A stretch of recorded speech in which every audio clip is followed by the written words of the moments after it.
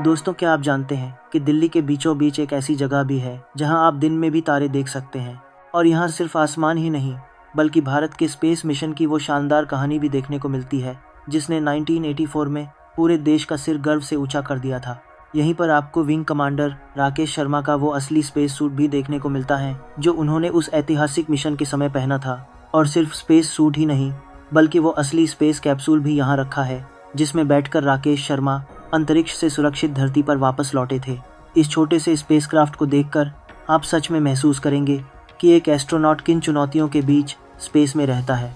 आज मैं आपको लेकर आया हूँ दिल्ली के नेहरू प्लेनेटेरियम, जहाँ से शुरू होगी हमारी आज की एक शानदार अंतरिक्ष यात्रा। आज की इस वीडियो में मैं आपको यहाँ की सारी इंटरेस्टिंग चीज़ें दिखाऊंगा। यहाँ पर कैसे आना है और यहाँ पर क्या क्या देखने को मिलता है, वो सब मैं आपको बेहद करीब से दिखाऊंगा। तो लास्ट तक इस वीडियो के साथ बने रहें। और दोस्तों, अगर आप इस YouTube चैनल पर नए हैं तो इस चैनल जतिन एक्सप्लोर्स वर्ल्ड को ज़रूर सब्सक्राइब कर लें, क्योंकि मैं आप सबके लिए ऐसी ही इतिहास और रोमांच से भरी वीडियोस लाता रहता हूं। दोस्तों, नेहरू तारामंडल तक पहुंचने के लिए यहाँ का सबसे नज़दीकी मेट्रो स्टेशन है लोक कल्याण मार्ग। और अगर आप अपनी बाइक या कार से आ रहे हैं तो ये 3 मूर्ति मार्ग पर बिल्कुल प्रधानमंत्री संग्रहालय के साथ में ही बना हुआ है। और यहाँ पार्किंग आपको प्रधानमंत्री संग्रहालय के कॉम्प्लेक्स में ही मिल जाएगी। सबसे अच्छी बात यह है कि पार्किंग का कोई भी चार्ज नहीं है, चाहे आप कार से आएँ या बाइक से। बस एक बात का ध्यान रखें कि यहाँ कोई भी एक ID कार्ड मैंडेटरी है, तो वो आप अपने साथ ही लाएं। दोस्तों, गाड़ी पार्क करने के बाद आप चाहें तो प्रधानमंत्री संग्रहालय कॉम्प्लेक्स के अंदर से ही नेहरू प्लेनेटेरियम की तरफ आ सकते हैं, या फिर यहाँ से बाहर निकलकर आप नेहरू प्लेनेटेरियम के मेन गेट नंबर 1 से भी एंटर कर सकते हैं। अब दोस्तों, नेहरू प्लेनेटेरियम के इतिहास की बात कर लेते हैं। ये जो पूरा कॉम्प्लेक्स है, ये हमारे देश के सबसे पहले प्रधानमंत्री पंडित जवाहरलाल नेहरू जी का घर हुआ करता था, जहां अब प्रधानमंत्री संग्रहालय और नेहरू प्लेनेटेरियम बने हुए हैं। इस नेहरू प्लेनेटेरियम की शुरुआत 6 फरवरी 1984 को इंदिरा गांधी जी ने की थी। दोस्तों, नेहरू प्लेनेटेरियम के एंट्रेंस पर ही आपको टिकट काउंटर भी देखने को मिलता है। तो चलिए अब हम यहाँ की टिकट्स और शो की टाइमिंग्स भी देख लेते हैं। जैसा कि आप ये सामने बोर्ड देख रहे हैं, यहाँ पर 2 तरह के शो होते हैं, 2D और 3D। अगर आप 2D शो देखना चाहते हैं तो एडल्ट्स के लिए टिकट 100 रुपीज़ की है और बच्चों के लिए 70 रुपीज़ की। वहीं अगर आप 3D शो की बात करें तो एडल्ट्स के लिए ये टिकट 200 की है और बच्चों के लिए 150 रुपीज़ की। और दोस्तों, अगर आप वीकेंड्स पर आते हैं तो बुक माई शो से ऑनलाइन टिकट बुक करके ही आएँ, क्योंकि वीकेंड्स पर यहाँ हाउसफुल रहता है। बुक माई शो पर आपको सारे शो और शोज़ की टाइमिंग भी पता चल जाएगी, क्योंकि शो आपको हिंदी और इंग्लिश दोनों ही लैंग्वेजेस में देखने को मिलते हैं। बस एक बात का खास ख्याल रखिएगा कि नेहरू प्लेनेटेरियम सुबह 10 बजे खुलता है और शाम को ठीक 6 बजे बंद हो जाता है। साथ ही दोस्तों, इस बात को भी नोट कर लें कि हर सोमवार यानी मंडे को नेहरू प्लेनेटेरियम पब्लिक के लिए बंद रहता है। तो दोस्तों, टिकट हमने भी ले ली है। अब चलते हैं नेहरू प्लेनेटेरियम के अंदर और देखते हैं कि अंदर क्या क्या मज़ेदार चीज़ें हैं। जैसे ही आप अंदर कदम रखते हैं, ये आर्यभट्ट गैलरी आपको सीधे अंतरिक्ष की दुनिया में ले जाती है। यहाँ आप एस्ट्रोनॉमी और स्पेस साइंस की वो जादुई कहानी देखेंगे जिसने सदियों से हमें हैरान किया है। ब्रह्मांड के रहस्यों से लेकर महान वैज्ञानिकों के योगदान तक, ये गैलरी एक टाइम मशीन की तरह है जो आपको सीधा सितारों के बीच पहुँचा देगी। सच में यहाँ देखने के लिए बहुत कुछ है। जैसे कि आपको ये सामने दिखाई दे रहे हैं, ये जंतर मंतर के वो मिनिएचर मॉडल्स हैं जिनसे हमारे भारत के ओल्ड स्पेस साइंस और एस्ट्रोनॉमी के बारे में पता चलता था। इन ग्लास केसेस के अंदर आप उन इंस्ट्रूमेंट्स को देख सकते हैं जिनसे पुराने ज़माने में हमारे भारत के लोग बिना किसी मॉडर्न टेलीस्कोप के भी तारों और ग्रहों की एकदम एक्यूरेट लोकेशन का पता लगा लेते थे। ये सच में एक रियल एक्सपीरियंस है जो आपको हमारे भारत के ओल्ड स्पेस साइंस की असली पावर को दिखाते हैं।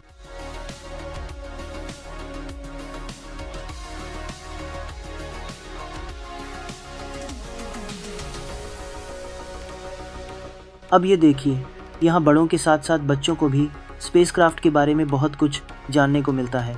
इस टच स्क्रीन का इस्तेमाल करके आप खुद अपना स्पेसक्राफ्ट बना सकते हैं। इससे स्पेस और रॉकेट साइंस को समझना काफ़ी आसान हो जाता है।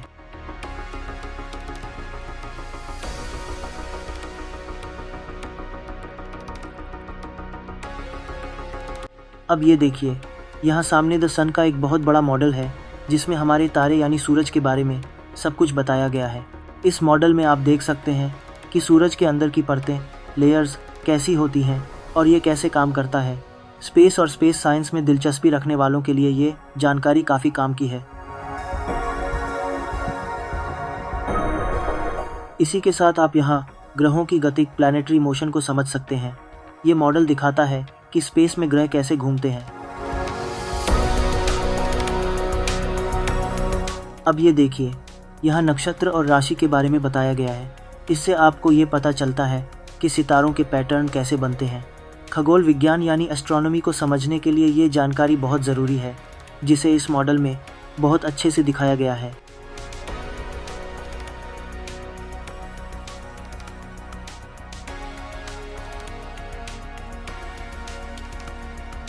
अब ये देखिए, ये नेहरू तारामंडल का वो पुराना प्रोजेक्टर है जिसे 1984 में यहाँ लगाया गया था।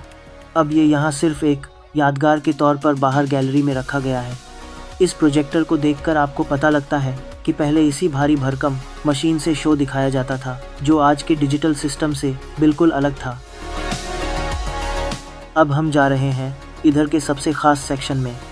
ये देखिए, यहाँ बताया गया है कि हमारे इस ब्रह्मांड यानी यूनिवर्स की शुरुआत कैसे हुई थी। इसमें आपको पता लगता है कि बिग बैंग थ्योरी के हिसाब से ये पूरी दुनिया कैसे बनी। इस मॉडल में बहुत अच्छे से दिखाया गया है कि करोड़ों सालों से हमारा ये अंतरिक्ष कैसे लगातार फैलता जा रहा है। अब यहाँ देखिए, यहाँ पर एक बहुत ही बड़ा सवाल पूछा गया है कि आखिर डायनासोर का अंत किसने किया था। यहाँ बताया गया है कि करोड़ों साल पहले अंतरिक्ष से एक बहुत ही विशाल उल्कापिंड यानी एस्टेरॉयड हमारी धरती से टकराया था। उस टक्कर की वजह से धरती का पूरा माहौल बदल गया और धीरे धीरे डायनासोर की पूरी प्रजाति हमेशा के लिए खत्म हो गई।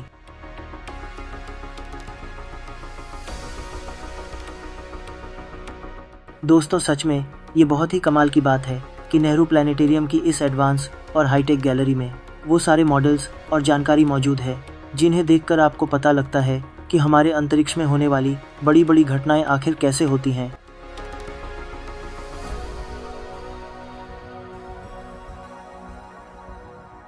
अब हम आ गए हैं नेहरू प्लानिटेरियम के सबसे यादगार हिस्से में, जहां भारत के पहले अंतरिक्ष यात्री विंग कमांडर राकेश शर्मा का असली स्पेस सूट देखने को मिलता है। इसे देखकर गर्व महसूस होता है कि साल 1984 में भारत ने अंतरिक्ष में अपना कदम रखा था। ये गैलरी अब इतनी एडवांस है कि यहाँ आकर लगता है जैसे हम खुद अंतरिक्ष के सफ़र पर हों। और यहीं साथ में आपको ये एक असली स्पेस कैप्सूल भी देखने को मिलता है, जिसमें विंग कमांडर राकेश शर्मा बैठकर अंतरिक्ष में गए थे और इसी स्पेस कैप्सूल में बैठकर स्पेस से सुरक्षित धरती पर वापस भी लौटे थे।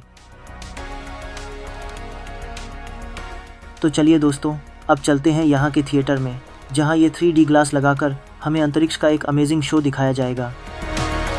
तो चलिए दोस्तों, अब हम अपना 4 बजे वाला 3D शो देखते हैं।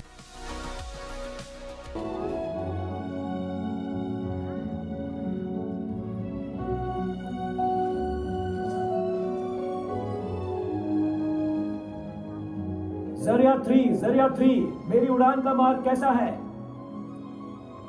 ब्रॉन्डीन को मेरा नमस्कार कहना।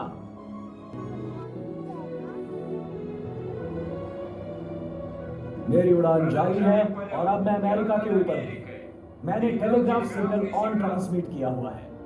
मैं समझ सकता हूं तुम्हारी बातें। उड़ान बिल्कुल प्लान के मुताबिक चल रही है। गोली की गति से गतिमान उड़ान भरने वाला यूरी अपनी मां के बारे में सोच रहा था। यंत्रणा में कैप्सूल से अलग होने में दिक्कत हो रही थी। तब जबरदस्त लुढ़काव हुआ और गागारिन मरते मरते बच गए।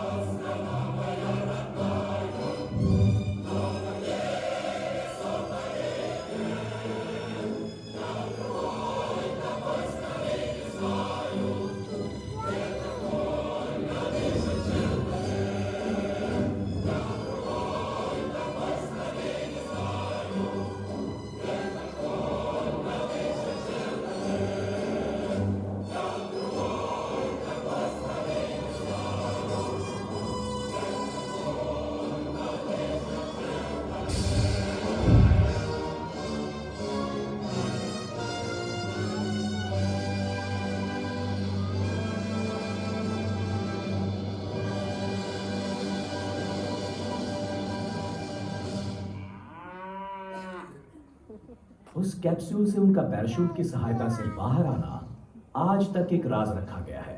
हेलो हेलो, मैं एक दोस्त हूं, मैं एक रशियन हूं। उस गोपनीयता के कारण वो उड़ान अब एक अधिकृत अंतरिक्ष रिकॉर्ड माना जाता है।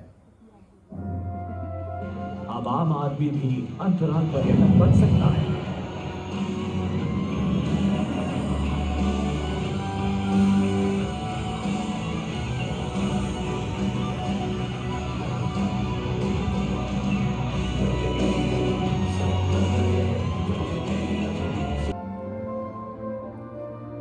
गागारिन की सफलता के बाद वॉस्टॉक और अंशतः संशोधित वॉशर कैप्सूल विश्व सचमुच गोल है।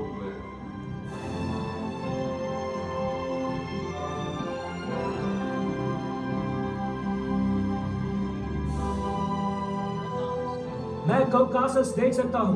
मैं जिब्राल्टर के चैनल से कैस्पियन समुद्र तक देख सकता हूं। पर 12 मिनटों बाद सब कुछ बिगड़ गया। अब अंदर आने का समय आ गया है। एलेक्सी थक चुके थे और अंतराल के वैक्यूम में उनका स्पेस सूट फूल गया था। उन्हें अंदर जाने में मुश्किल हो रही थी। सूट पर स्थित एक वाल्व से हवा छोड़ने के बाद ही वो अपनी जान बचा पाए। कहाँ हो तुम? मुझे सुन सकते हो? क्या कर रहे हो? शुरुआत में अमेरिकी अध्यक्ष जॉन कैनेडी ने उस दशक की समाप्ति से पहले मानव को चांद पर उतारने की एक साहसपूर्ण चुनौती की घोषणा की थी। एक सफल चंद्र मिशन के लिए आवश्यक कौशल हासिल करने का विश्वास बढ़ाने का काम जेमिनी ने किया। आर्मस्ट्रांग और अंतरिक्ष यात्री डेव स्कॉट ने अंतरिक्ष में पहली बार एक मानव रहित रॉकेट अजीना के साथ डॉकिंग करने की तैयारी शुरू की। हमने डॉक कर लिया है। ज्यादा कंपन नहीं हुआ, एकदम स्मूथ चल रहा है। स्टार्ट करते हैं। इंजन ऑन है, सभी इंजन चल रहे हैं। उड़ान भरो।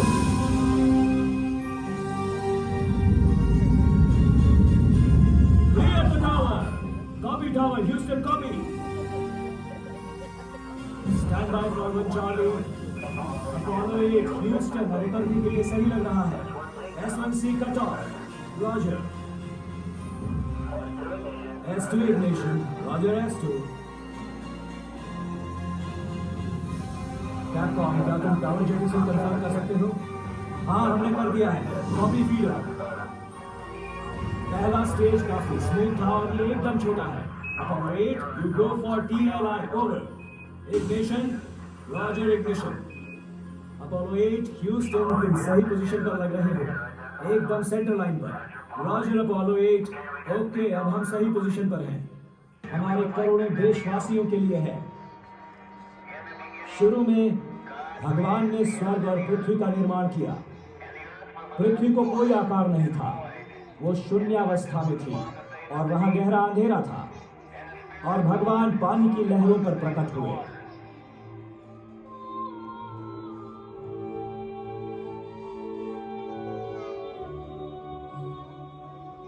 अनोखी मशीन। कमांडर डेव स्कॉट उसे चांद पर चलाने वाले पहले यात्री थे।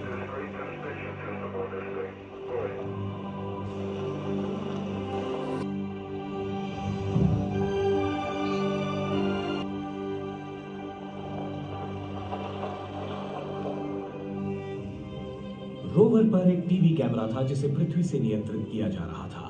उसका प्रक्षेपण देखने वाले टीवी के दर्शकों को लगा कि चांद पर कोई तीसरा अंतरिक्ष यात्री है। डेव स्कॉट ने एक परिचित वैज्ञानिक प्रयोग किया।